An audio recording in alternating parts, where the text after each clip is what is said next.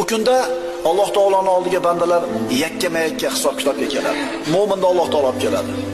Bandasining ustiga bir hijob yopib qo'yadi. Hech kim ko'rmasligi uchun. Alloh taolo boyagi bandani nomayomonini o'qidi. O'qiydi, bitta savob 10 ta gunoh, bir qator savob 5 qator gunoh. Rangi o'zgarib, o'ziga kelib, aynib o'zgarib turganda kitobini o'qib bo'ladi, ahvoli nima ekanligini ko'radi banda. Alloh taolo aytadi: "Meni kotiblarim senga zulm qilmabdimi? Hammasi sening ishingmi? Hammasi o'zim ishim. Parvardigor halok bo'ldim" deydi. Alloh taolo aytadi: "Yana bir marta o'qib ko'r kitobingni." Ochib qarasa, bironta xato qoldirmasa Alloh taolo hamma nomayo amalni savobdan iborat qilib qo'yadi. Shunda hijob ko'tariladi.